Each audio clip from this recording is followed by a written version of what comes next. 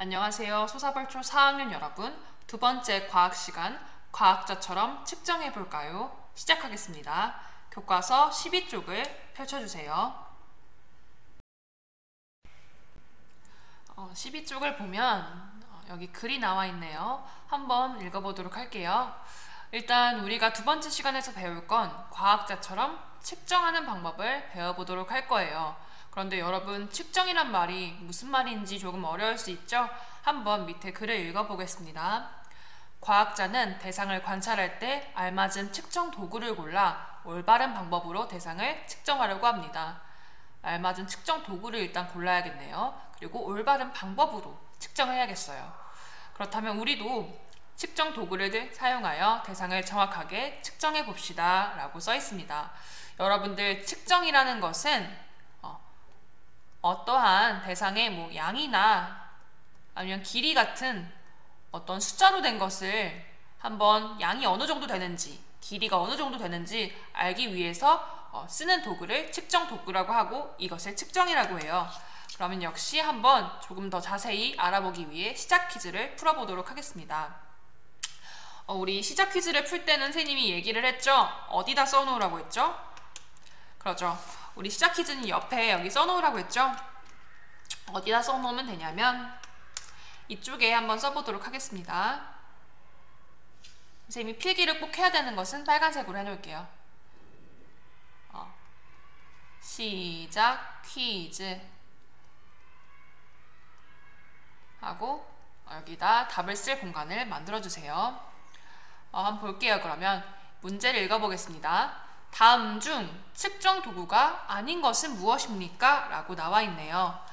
여러분, 측정 도구가 어떤 것인지 찾으면 되는 문제예요.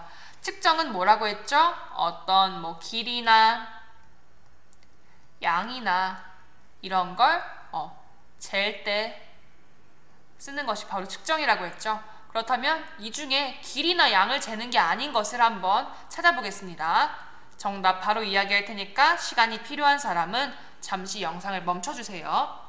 정답은 바로, 그렇죠, 바로 5번입니다. 자나 체중계, 줄자, 초시계 같은 거는 시간, 자는 길이, 체중계는 무게, 줄자도 길이를 모두 잴 때 쓰는 거죠.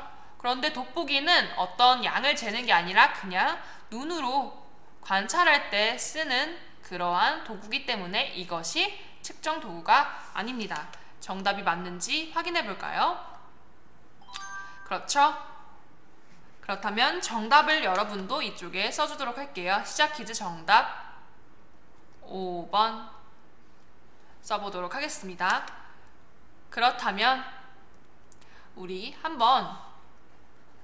탄산수를 가지고 측정에 관련해서 관찰에 대해서도 배워보았죠? 그렇다면 이 탄산수를 이번에 측정도 해보도록 하겠습니다.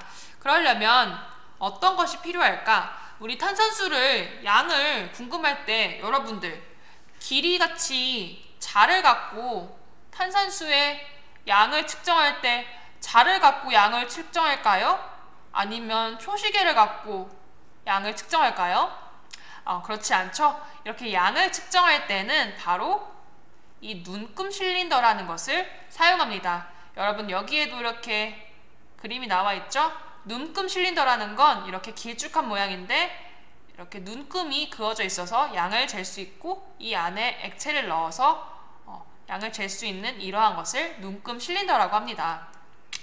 그래서 이 눈금 실린더를 가지고 한번 우리가 한번 양을 측정해서 탄산수를 만들어 보는 실험을 보도록 할 거예요. 그런데 이 눈금 실린더 말고 또 필요한 것이 있어요. 이러한 액체 말고 가루 같은 것에 무게를 잴 때는 뭐가 필요할까요? 그렇죠, 바로 저울이 필요해요. 그래서 우리가 눈금 실린더와 저울을 이용해서 양을 측정하는 방법을 배워보도록 할 거예요. 그러면 다 같이 영상을 한번 보겠습니다. 정확한 양을 측정하여 탄산수를 만들어 볼까요? 눈금 실린더를 이용하여 물 100ml를 측정합니다. 전자저울을 사용하여 식용소다 4g, 식용주연산 2g을 측정합니다. 투명한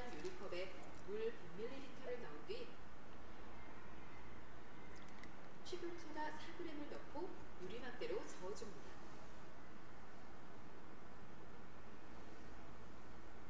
식용 부연산 2g을 컵에 넣고 유리막대로 저어주면서 탄산수를 만듭니다. 방금 우리 영상으로 한번 확인해 보았죠? 지금 선생님이 얘기했던 것처럼 눈금 실린더와 저울을 사용해서 정확한 양을 측정해서 탄산수를 만들어 보았어요. 그런데 여러분, 선생님이 왜 그냥 손가락으로 집어서 아니면 대충 그냥 가늠을 해서 넣으면 안 되고 이렇게 정확한 양을 측정해야 하나요? 라고 물어볼 수 있어요. 그렇게 하는 이유는 여러분들 어떠한 이렇게 실험을 할 때 정확한 결과를 보려면 양이 제대로 측정이 돼야겠죠? 그러려면 측정 도구를 여러분들 사용하는 방법을 잘 알고 있어야 돼요. 만약에 측정 도구를 잘못 사용하게 된다면 정확하지 않은 측정 결과가 나올 수 있어요. 그러면 실험도 실패를 하게 되겠죠? 그래서 우리 측정 도구를 사용하는 방법을 한번 알아보도록 할 거예요. 오른쪽으로 넘어가 보겠습니다. 13페이지 볼게요. 측정할 때에는 대상을 측정하기에 알맞은 도구를 선택하여 올바른 방법으로 사용해야 합니다. 특히 액체의 부피를 측정할 때에는 여기 나와 있죠? 바로 눈금 실린더를 사용해야 되고, 물체의 무게를 측정해야 할 때 그때는 저울을 사용해야 합니다. 그럼 우리가 이 눈금 실린더와 저울을 사용하는 방법을 한번 제대로 알아보도록 할 거예요. 먼저 눈금 실린더에 눈금을 읽는 방법부터 볼게요. 여러분들 눈금 실린더가 지금 100ml만큼 들어가 있죠? 그런데 여러분들이 이쪽 위에서 이런 식으로 보면 이 액체의 양이 더 적어 보이게, 여기가 100이라면 한 이 정도밖에 안 돼 보이게 보여요. 반대로 여러분들이 밑에서 이렇게 100ml의 액체를 본다면 실제는 100ml인데 보기에는 훨씬 더 많은 양처럼 보여요. 이렇게 여러분들이 측정 도구를 바른 방법으로 사용하지 않는다면 보이는 결과가 달라질 수 있기 때문에, 그렇다면 제대로 읽으려면 어떻게 읽어야 하나 한번 볼게요. 눈금 실린더의 눈금을 읽는 방법을 알아봅시다. 액체의 부피를 측정할 때는 눈금 실린더를 사용합니다. 눈금 실린더는 평평한 곳에 놓고 액체가 흔들리지 않을 때까지 기다립니다. 눈높이가 액체 높이보다 낮으면 액체가 실제보다 많이 담긴 것처럼 보이고, 눈높이가 액체 높이보다 높으면 액체가 실제보다 적게 담긴 것처럼 보이기 때문에 액체의 높이와 눈높이를 수평으로 맞춘 상태에서 액체의 오목한 부분에 있는 눈금을 읽어야 합니다. 방금 나온 영상에서 잘 설명이 돼 있죠? 이런 액체 눈금 실린더를 읽을 때는 눈을 여러분들 허리 아프다고 위에서 보거나 밑에서 봐서는 안 돼요. 무조건 이 액체의 양의 눈금과 이렇게 수평이란 말 알죠? 평행이 되도록 눈 높이를 맞춰서 읽었을 때 그때 보이는 이 숫자 값이 바로 제대로 된 결과입니다. 비교적 눈금 실린더는 어렵지 않죠? 그렇다면 두 번째, 전자저울을 사용하는 방법을 알아보도록 할게요. 우리 무게를 측정할 때 이렇게 저울을 쓰죠? 그런데 여러분들 저울을 쓰기 전에는 푹신푹신한 쿠션이나 아니면 기울어진 책상, 경사 같은 데서 한다면 무게가 다르게 측정이 돼요. 한번 여기에는 글을 읽어볼게요. 전자저울에 수평을 맞추는 공기방울이 검은색 원안의 한가운데에 오도록 전자저울의 균형을 맞춰야 해요 라고 써 있어요. 그래서 여러분들이 선생님 그런데 제 책상이 기울어졌는지 수평인지 어떻게 알아요? 라고 물어볼 수 있어요. 그러면 보통 전자저울에는 이렇게 생긴 수평을 맞출 수 있는 공기방울이 있어요. 이걸 확대해서 보면 지금 이 공기방울이 이런 데 와 있거나 이런 데 와 있다면 책상이나 관찰하는 이 대상 위치가 좀 기울어져 있다는 거예요. 그런데 수평이 맞는다면 정확하게 이 검은색 원 안에 들어오게 된답니다. 그래서 측정하기 전에 먼저 평평한 데 먼저 놔야겠죠? 먼저 평평한 데를 찾아서 놓고, 두 번째, 이 공기방울을 통해서 정확하게 수평이 맞는지 확인을 하면 됩니다. 그 다음 0점 단추라는 게 있어요. 이쪽에 0점 단추라는 게 있는데 무게를 재기 전에 0점 단추를 눌러야 합니다. 이게 어떤 단추냐면 지금 아무것도 안 올라와 있는 이 상태 있죠? 아무 무게가 없기 때문에 지금 이 상태를 0g으로 기준을 맞추겠다라는 뜻이에요. 만약에 0점을 맞추기 전에 어떤 걸 올려놓았다. 예를 들어 지우개를 올려놨는데 2g짜리 지우개를 올려놨어요. 그러면 이 2g짜리 지우개가 있는 게 0g인 줄 알고 얘가 착각을 하게 돼요. 따라서 아무것도 올려놓지 않은 상태에서 이 0점 버튼을 누릅니다. 세 번째, 0점 버튼 누르기. 그 다음에 마지막으로 이렇게 모두 준비가 되면 어떠한 물체를 올려놓아서 이 무게를 측정하면 되겠죠. 그래서 이렇게 4가지 단계를 이용한다면 무게를 전자저울로 정확하게 잴 수가 있을 거예요. 여러분들 눈금 실린더 그리고 전자저울을 이용해서 이렇게 측정하는 방법을 자세히 알아보았습니다. 여러분들이 기억을 잘 하고 있다면 마무리 퀴즈도 잘 풀 수가 있겠죠? 그러면 마무리 퀴즈 한번 풀어보도록 할게요. 역시 마무리 퀴즈는 어디다 적으라고 했죠? 선생님이 지금 빨갛게 쓰는 부분은 꼭 필기를 해야 되는 부분입니다. 밑에다가 마무리 퀴즈 하고 공간을 만들어 주세요. 그래서 마무리 퀴즈 한번 다 같이 풀어보도록 하겠습니다.